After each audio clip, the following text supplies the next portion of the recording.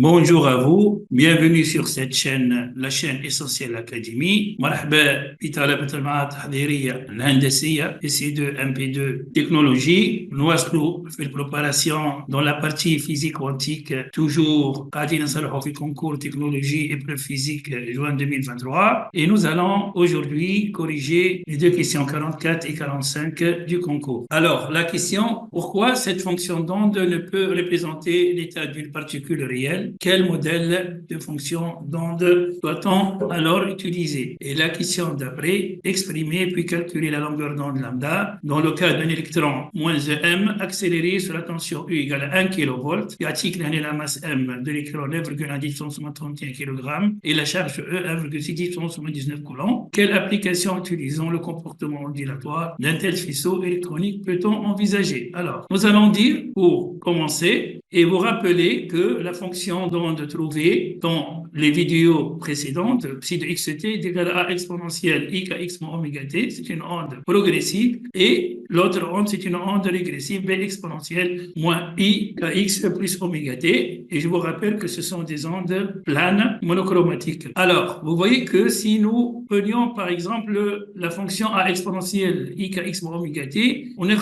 donc le module, on va trouver que le module de a exponentielle i kx moins oméga t, c'est a au carré. Et si nous faisions l'intégration de l'infini plus infini de psi carré de x, il est a au carré de x, elle va diverger. Nous allons dire que cette fonction d'onde n'est pas normalisable. Pour cela, elle n'a pas un sens physique parce que en physique, toutes les fonctions doivent converger. Nous disons qu'une onde plane ne peut pas représenter l'état d'une particule réelle. Pour cela, nous adoptons un autre modèle, c'est ce qu'on appelle le paquet d'ondes. Et bien, la fonction psi de xt est égale à l'infini plus l'infini. Le terme exponentielle i kx moins oméga t et on multiplie par une amplitude a qui dépend du vecteur d'onde de k, dk, et cette fonction psi de xt sera convergente comme suit. Voilà, donc nous allons prendre ce modèle. On représente alors l'état d'une particule par un paquet d'ondes sous forme d'une combinaison linéaire d'ondes planes, progressive et monochromatique. Voilà, je dis مثلا يعني 3 ondes.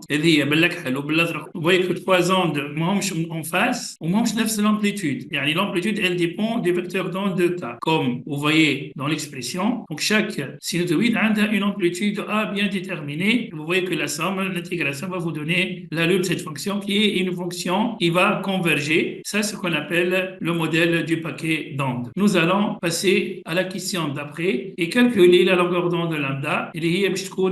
Selon Louis de Broglie, lambda égale à h sur p. On vous rappelle que E égale à p au carré sur 2m, donc il vient que p égale à la racine de 2m E. Et là, E, c'est l'énergie de la particule. Alors, c'est la tension U fois la charge E, c'est l'énergie potentielle. Si nous remplaçons maintenant E par sa valeur, il vient alors que lambda égale à h racine de m E fois U. Une application numérique nous donne lambda égale à 0,9 angstrom. Mais vous remarquez que l'angstrom, c'est la dimension interatomique. Donc, ceci, pouvons maintenant dire que cette longueur d'onde est de l'ordre de dimension des atomes. On envisagera la diffraction d'un faisceau d'électrons sur un cristal comme application. Nous voyons là, à ce niveau, Davison et Germer en 1927, ces deux messieurs ont bombardé un cristal par une longueur d'onde lambda de même ordre de grandeur de celle-ci. Vous voyez la diffraction des rayons X par le cristal avec lequel ils ont travaillé, et à partir de ce cliché, ils peuvent remonter à la structure du cristal. Donc une application intéressante